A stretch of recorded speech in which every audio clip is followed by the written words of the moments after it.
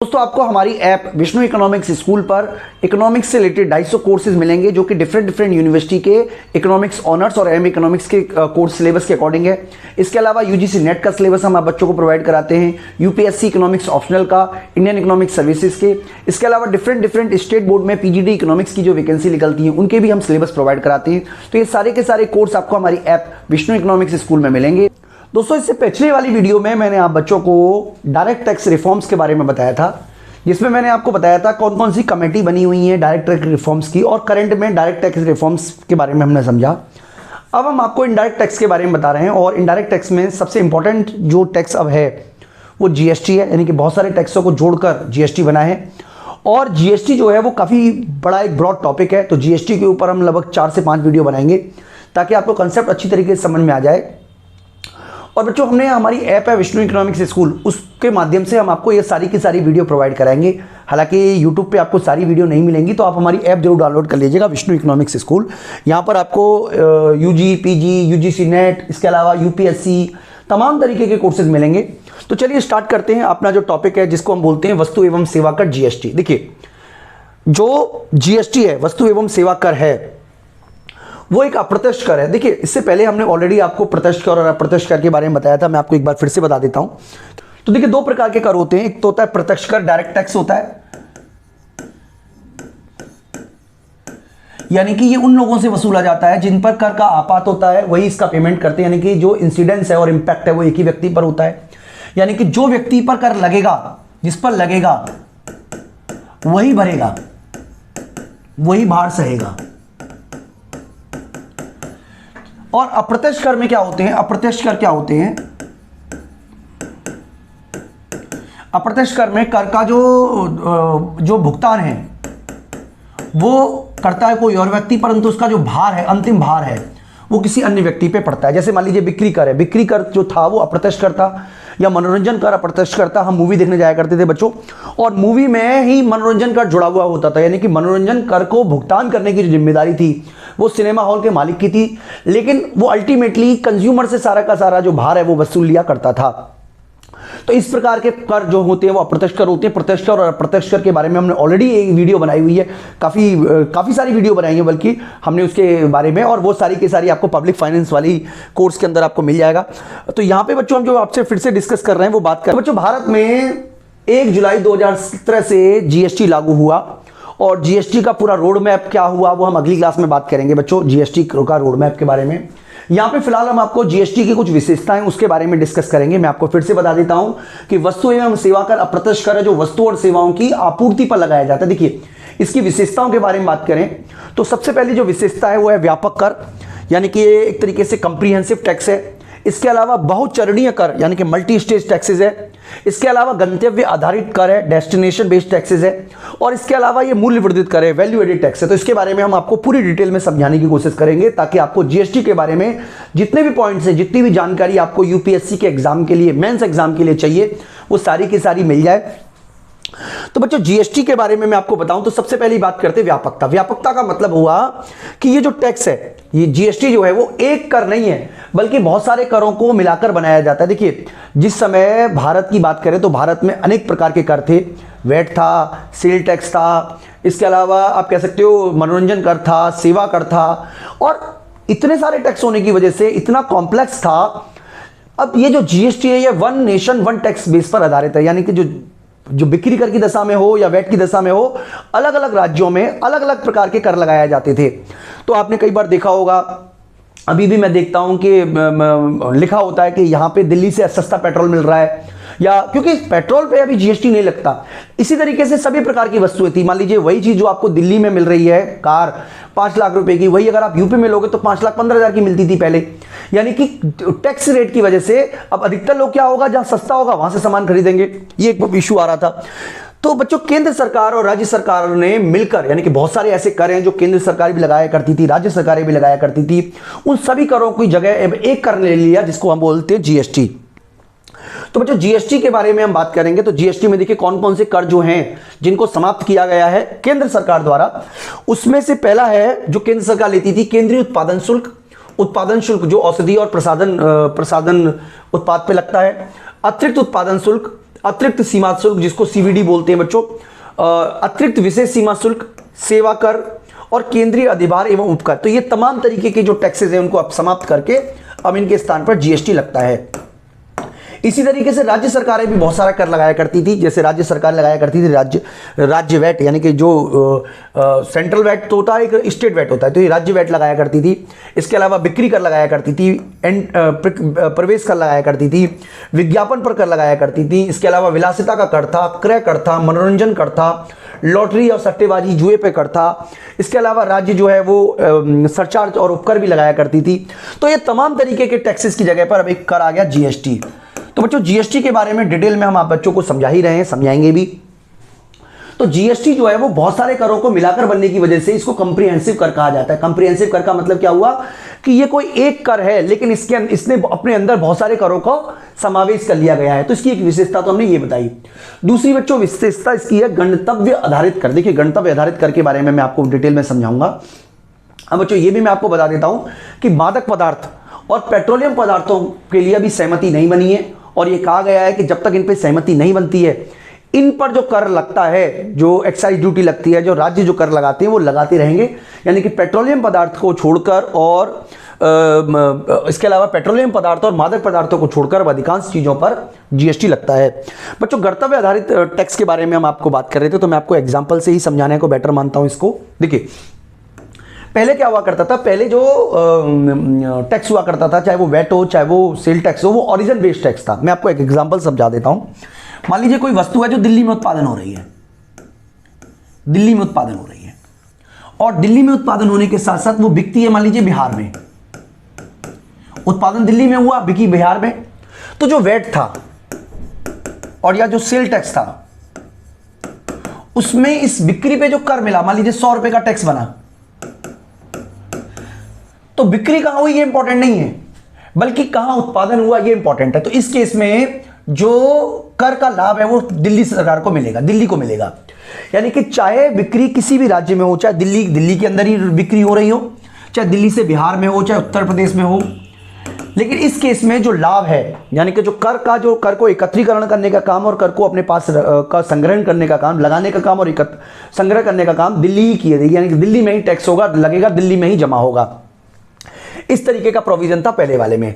GST जो है वो डेस्टिनेशन बेस है। इसका मतलब ये हुआ कि दिल्ली में अगर कोई वस्तु उत्पादन हो रही है और वही चीज बिहार में बिक रही है, तो उपभोग कहां हुआ ये इंपॉर्टेंट है। यानी कि बिहार में अगर उपभोग हुआ है, बिहार में उपभोग हुआ है, तो इस पे लगेगा बच्चों मान लीजिए 18% जीएसटी जो है आईजीएसटी। अब इस 18% में 9% जो है वो तो सेंट्रल जीएसटी है, सेंट्रल जीएसटी है, यानी कि 9% जो है वो सरकार रख लेगी। और इसका जो 9% है, इसका जो फायदा है वो अब मिलेगा बिहार को, यानी कि दिल्ली को इसमें अब कुछ नहीं मिलेगा।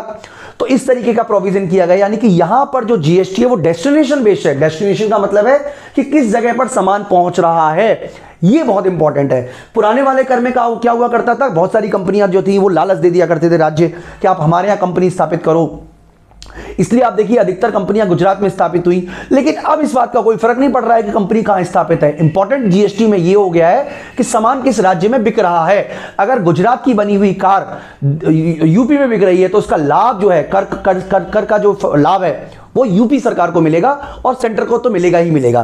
तो इस तरीके का बच्चों प्रोविजन किया गया है। हम कह सकते हैं एक तरीके से। तो यही बात बच्चों हमने यहां पे भी लिखी हुई है कि जीएसटी कर्तव्य आधारित उपभोग कर है, ना कि वैट या बिक्री कर की भांति मूल आधारित उत्पादन शुल्क। यानी कि मूल आधारित में क्या हुआ करता था कि उस राज्य या उस संघ को कर का लाभ मिलता था जिस संघ में या जिस राज्य में या संघ में उत्पादन हुआ है। लेकिन इस केस में क्या हुआ है कि जिस राज्य या जिस संघ में उत्पादन हुआ है उसको लाभ ना मिलकर जहां बिक्री हुई है वहां पे लाभ मिलता है। तो बच्चों टैक्स भी देखिए कई तरीके के हैं। एक तो लगता है सीजीएसटी, सेंट्रल गवर्नमेंट जो लगाती है उसको बोलते हैं सीजीएसटी, और दूसरा होता है एसजीएसटी और यूटीजीएसटी,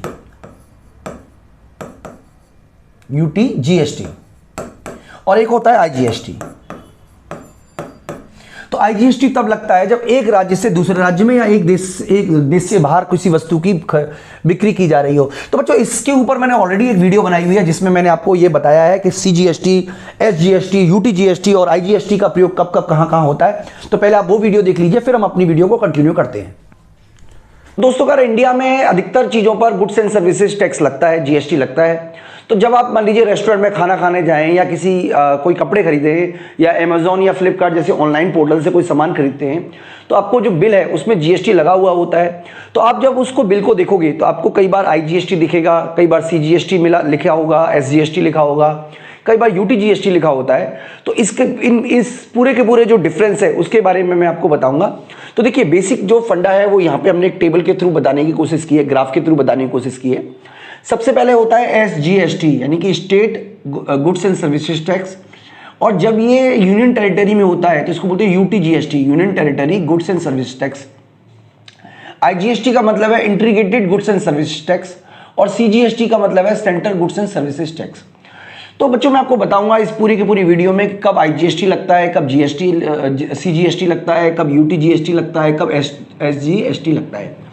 तो बच्चों, सबसे पहले मैं यूनियन टेरिटरी के कंसेप्ट के बारे में आपको बता देता हूं। देखिए, यूनियन टेरिटरी को भी हम दो हिस्सों में डिवाइड कर लेते हैं। एक वो जहां लेजिस्लेटिव गवर्नमेंट है, यानी कि दिल्ली है। इसके अलावा आप जम्मू कश्मीर में, हालांकि अभी विधानसभा के चुनाव नहीं हुए, पर वहां भी लेजिस्लेटिव असेंबली की स्थापना होगी। इसके अलावा अगर आप देखोगे तो जो पांडुचेरी है वहां पे भी गवर्नमेंट है, वहां पे भी मुख्यमंत्री चुना जाता है। तो इस तरीके से ये तीन ऐसे सेंट्रल आप कह सकते हो यूनियन टेरिटरी है जहां पर लेजिस्लेटिव असेंबली लगती है। तो यहाँ पे भी एसजीएसटी लगता है। बाकी का और जितनी भी यूनियन टेरिटरी है, चाहे वो दमन एंड दीप हो, चाहे वो चंडीगढ़ हो, वहां पे यूटीजीएसटी लगता है। यानी कि यूटीजीएसटी जो यूनियन टेरिटरी में टैक्स लगेगा वो यूटीजीएसटी आएगा, और जो स्टेट में लगेगा वो स्टेट जीएसटी लगेगा, एसटीजीएसटी लगेगा। तो बेसिक अंतर यही है एसटीजीएसटी में और यूनियन टेरिटरी में। इसके अलावा इंटीग्रेटेड जीएसटी तब लगता है जब इंटर स्टेट या इंटरनेशनल कोई ट्रांजैक्शन होता है। यानी कि मान लीजिए विदेशों से कोई सामान इंडिया में आता है तो भी आईजीएसटी लगेगा, और स्टेट विद इन स्टेट अगर कोई ट्रांजैक्शन होता है तो भी आईजीएसटी लगेगा। ठीक है। और एसजीएसटी के साथ एक और टैक्स लगता है, उसे बोलते हैं सीजीएसटी, यानी कि central goods and services tax. तो इसको हम समझेंगे कौन सी चीज कब कहां लगती है। देखिए, सबसे पहले हम एक फॉरेन टेरिटरी मान रहे हैं। मान लीजिए, चलिए हमारा पड़ोसी है नेपाल, वहां से हमारा कोई सामान आता है। ठीक है, तो हमने नेपाल मान लिया जो कि हमारा फॉरेन टेरिटरी में है। यूनियन टेरिटरी में मान लीजिए चंडीगढ़ मान लीजिए, मैं यहाँ पे सी लिख देता हूँ, इसका मतलब यूनियन टेरिटरी चंडीगढ़ की बात कर रहे हैं। स्टेट वन मान लीजिए दिल्ली है हमारी, और ये जो है स्टेट ये यूपी है, उत्तर प्रदेश है। ठीक है, तो सबसे पहले मैं आपको बता देता हूं कि अगर विद इन द स्टेट, यानी कि स्टेट टू स्टेट कोई टैक्स लग रहा है, स्टेट टू स्टेट जो जीएसटी लगता है उसमें लगता है एसजीएसटी। मान लीजिए 18% है तो 9% एसजीएसटी लगेगा, और 9% ही आपका सीजीएसटी लगेगा। यानी कि टोटल 18% टैक्स में से दोनों का हिस्सा यहाँ पे 9% हो गया। इसी तरीके से यूपी में मान लीजिए विद इन द स्टेट लगता है, यानी कि विद इन द स्टेट लग रहा है तो क्या लगेगा, एसजीएसटी। मान लीजिए 12% का कोई चीज है तो ये 6% लगेगा, और सीजीएसटी, तो टोटल मिलाकर 12% हो गया। ठीक है। इसी तरीके से अगर मान लीजिए यूनियन टेरिटरी चंडीगढ़ में, चंडीगढ़ से कोई सामान चंडीगढ़ में ही बिकता है तो यहां पे जो लगेगा वो भी लगेगा यूटीजीएसटी मान लीजिए 14%, और सीजीएसटी मान लीजिए ये भी 14% है। तो कोई गुड्स एचसी है जिस पर 28% जीएसटी लग रहा है। यानी कि हमें समझना पड़ेगा कि विद इन द स्टेट हो और with in the union territory हो, यानी कि इंट्रा स्टेट और इंट्रा टेरिटरी अगर कोई भी ट्रांजैक्शन हो रहा है तो उस पे जो टैक्स लगेगा जीएसटी में वो लगेगा एसजीएसटी और सीजीएसटी। तो ये आपको याद रखना है, एसजीएसटी और सीजीएसटी तब लगता है जब हमारा जो ट्रेड है वो इंट्रा स्टेट हो, यानी कि विद इन द स्टेट हो या with in the union territory हो। यानी कि दिल्ली का सामान अगर दिल्ली में ही बिकेगा तो आपको लगेगा एसजीएसटी और सीजीएसटी। यूपी का सामान अगर यूपी में ही बिकेगा तो लगेगा एसटीजीएसटी और सीजीएसटी। और अगर यूनियन टेरिटरी के अंदर ही कोई सामान बिकता है तो वहां लगेगा सीजीएसटी और सीजीएसटी और यूटीजीएसटी। अगर हम बात करें बच्चों कि अगर कोई सामान नेपाल से इंडिया में आता है तो उसको देना पड़ेगा आईजीएसटी। ठीक है, यूनियन टेरिटरी, फॉरेन टेरिटरी से यूनियन टेरिटरी में आता है तो भी आईजीएसटी लगेगा। इसके अलावा अगर एक स्टेट से दूसरी स्टेट में आता है तो भी आईजीएसटी लगेगा, और एक स्टेट से यूनियन टेरिटरी में आता है तो भी आईजीएसटी ही लगेगा। यानी कि यूनियन टेरिटरी से स्टेट में आ रहा है तो भी आईजीएसटी लगेगा। यानी कि अगर मान लीजिए इंटर स्टेट कोई ट्रांजेक्शन हो रहा है, यानी कि दिल्ली से यूपी आ रहा है या यूपी से चंडीगढ़ आ रहा है, तो इन दोनों ही कंडीशन में आईजीएसटी का ही लगेगा। ठीक है। और अगर मान लीजिए फॉरेन से इंडिया में आ रहा है, किसी भी स्टेट में आ रहा हो, चाहे किसी भी यूनियन टेरिटरी में आ रहा हो, तो भी आईजीएसटी लगेगा। यानी इस तरीके से हमें ये समझ में आना चाहिए कि आईजीएसटी लगता है एक ही फॉर्म में। मान लीजिए आईजीएसटी लगेगा तो इस तरीके से 9% डिवाइड नहीं होता, बल्कि सीधा ही 18% लिखा जाता है। ठीक है। और या फिर हमारा क्या लगेगा, या फिर हमारा अगर विद इन द स्टेट, ये तब होगा जब इंट्रा स्टेट हो या इंट्रा यूनियन टेरिटरी हो, या यूनियन टेरिटरी से स्टेट के अंदर हो, या विदेशी मतलब फॉरेन टेरिटरी से इंडियन टेरिटरी में हो, तो लगता है हमारा आईजीएसटी। इसके अलावा अगर मान लीजिए विद इन द स्टेट हो रहा है या विद इन द टेरिटरी होता है तो लगेगा हमारा सीजीएसटी और यूटीजीएसटी या एसजीएसटी। ठीक है। तो इस तरीके से बच्चों हमारा टैक्स का प्रोविजन है। तो आने वाले वक्त में, यानी कि इसी वीडियो में हम आपको 2-3 बिल दिखाते हैं जिसमें हमने बताया किस तरीके से यूटीजीएसटी और किस तरीके से जीएसटी या आईजीएसटी लगा हुआ है, वो हम आगे देखते हैं। तो बच्चों ये एक जीएसटी बिल है जो मैं आप बच्चों को बता रहा हूँ। तो यहाँ पे देखिए ये तमिलनाडु से इशू हुआ है और रिसीवर भी तमिलनाडु का है, तो इसमें एसजीएसटी और सीजीएसटी लगेगा। तो यहाँ पे 3 गुड्स इन्होंने सप्लाई किए हैं, जिसमें से एक गुड्स पे लग रहा है 28% जीएसटी और 2 गुड्स पे 5% जीएसटी लग रहा है। तो यहाँ पे उन्होंने सब टोटल करके बताया हुआ है इस जगह पे, जहाँ पे उन्होंने बता रखा है कि 14% सीजीएसटी है और 14% एसजीएसटी है, तो जो कि अमाउंट 20,000 है। तो 20,000 में 2800 सीजीएसटी और आईजीएसटी, सीजीएसटी और एसजीएसटी लग गया। और 2 सामान ऐसे हैं जिन पे 5% टैक्स लगेगा। तो यानी कि ये ब्रेकअप उन्होंने यहाँ दिखाया हुआ है। तो इस तरीके से बच्चों बिल होता है। एक बिल और मैं आपको दिखा देता हूँ। तो जब आप हमारी ऐप से कोर्स खरीदोगे तो इस तरीके का बिल आपको मिलेगा। तो जो फीस हमने बताई हुई है वो 20,000 है। ठीक है, इस कोर्स की जिसका ये बिल है, जिसमें से आपको डिस्काउंट है इस कोर्स पे 14,000 का और 1500 का अलग से डिस्काउंट है। तो जो ओवरऑल इसकी जो वैल्यू है वो 4,500 है। ठीक है। इसके अलावा बच्चों इस पे किसी भी तरीके का देखो जब जीएसटी नहीं देख पा रहे होंगे, ना जीएसटी लगा हुआ है ना एसजीएसटी लगा हुआ है। तो इसकी वजह यह है क्योंकि जो थ्रेशोल्ड लिमिट है 20 लाख का सर्विसेज के सेक्टर में, तो वो एक फाइनेंशियल ईयर में पार करनी होती है, तब जाके आप पे जो टैक्स है वो लगता है। तो इस तरीके की लिमिट अभी हमने पार नहीं की, तो इसलिए अभी हमारा जो किसी भी तरीके का टैक्स आपको यहाँ पे देखने को नहीं मिल रहा है। लेकिन जब आप इस कोर्स को बाय करोगे तो आपको इंटरनेट हैंडलिंग चार्ज भी देना पड़ेगा, जो कि 100 रुपीज के अराउंड पड़ेगा। हालांकि इनका जो इनकी जो लिमिट है, यानी कि जो कंपनी है वो आपसे जीएसटी वसूलेगी। तो जो इंटरनेट की फीस है उसका 9%, लगभग 9 रुपए करीब आपको देखिए यहाँ पे सीजीएसटी लगा हुआ है और 9% ही एसजीएसटी लगा हुआ है। इस तरीके से बच्चों टोटल बिलिंग इस तरीके की होती है। यानी कि यहाँ पे 2 कंपोनेंट है, एक तो जो मैं सामान बेच रहा हूँ उसका जो मैं गुड सर्विसेज दे रहा हूँ उसका कंपोनेंट, और दूसरा जो कंपनी है जो इंटरनेट फैसिलिटी प्रोवाइड कर रही है उसका चार्ज है। तो जो इंटरनेट कंपनी फैसिलिटी प्रोवाइड करा रही है वो अपने चार्ज के अकॉर्डिंग या चार्ज से एक्स्ट्रा वो आपसे सीजीएसटी भी ले रही है और एसजीएसटी भी ले रही है। इस तरीके से बच्चों बिल होते हैं। मैं उम्मीद करता हूं कि आपको ये समझ में आ गया होगा। वीडियो देखने के बाद मैं उम्मीद करता हूं कि आपको कंसेप्ट समझ में आ गया होगा कि जीएसटी में एसटी जीएसटी, ठीक है, SGST sorry UT GST, IGST और सीजीएसटी का क्या मतलब है। तो बच्चों वीडियो खत्म करूं उससे पहले, तो दोस्तों मैं उम्मीद करता हूं कि अभी आपको कंसेप्ट समझ में आ गया होगा आईजीएसटी, जीएसटी, सीजीएसटी और एसटीजीएसटी का, ये कब कब कहां लगती है। इसके अलावा बच्चों हमें यह समझना है कि ये बहुचरणीय कर है, मल्टी स्टेज टैक्सेस है। देखिए बहुचरणीय कर का क्या मतलब है वो भी मैं आपको समझाने की कोशिश करूंगा। सबसे पहले मैं आपको बता देता हूं कि बिक्री कर के केस में किस तरीके से बिक्री कर काम करता था। देखिए बहुत ही सिंपल तरीके से समझाने की कोशिश करूंगा किस तरीके से जो जीएसटी है वो मल्टी स्टेज टैक्स है, उसको हम एक एग्जांपल से समझ सकते हैं। मान लीजिए ए जो है वो उत्पादक है और इसने क्या किया, एक वस्तु बना के बेची बी को, जो कि विक्रेता है,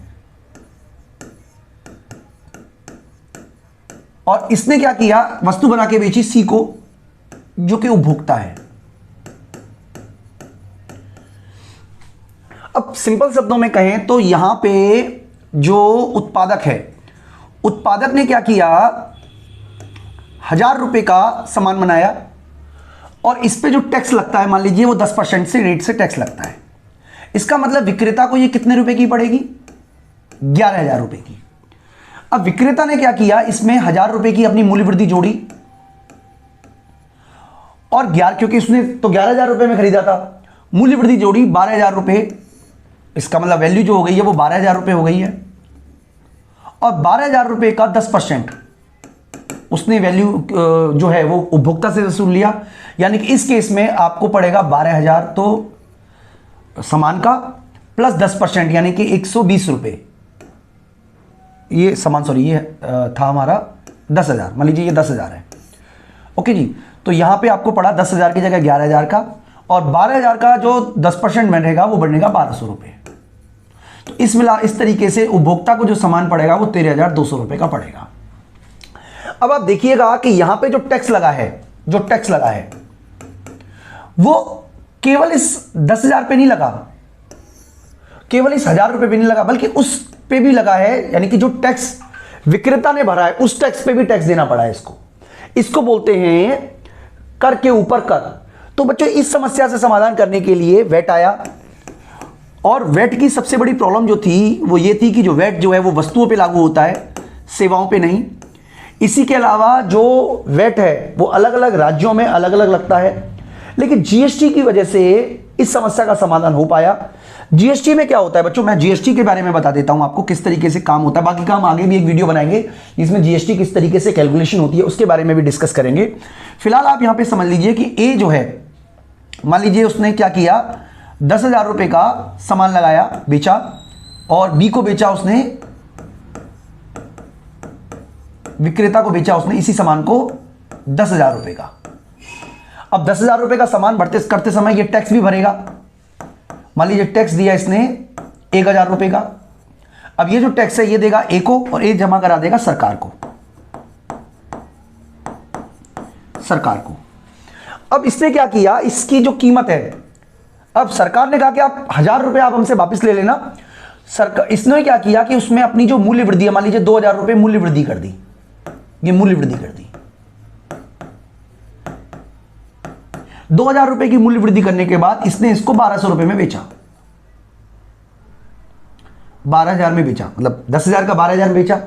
अब इसमें भी मान लीजिए 10% टैक्स लगा, मान लीजिए 10% का टैक्स लगा, तो इस केस में जो टैक्स अमाउंट होगा वो आएगा 1,200 रुपए, 1,200 रुपए। इसका मतलब ये हुआ कि अल्टीमेटली जो 1,200 रुपए है ये देगा एक बी को और बी जमा करा देगा सरकार को। लेकिन क्योंकि सरकार के को इसने ऑलरेडी 1,000 रुपए जमा किए हुए हैं इसलिए टैक्स इनपुट का फायदा इसको मिल जाएगा और इसको मात्र 200 रुपए जमा कराने पड़ेंगे।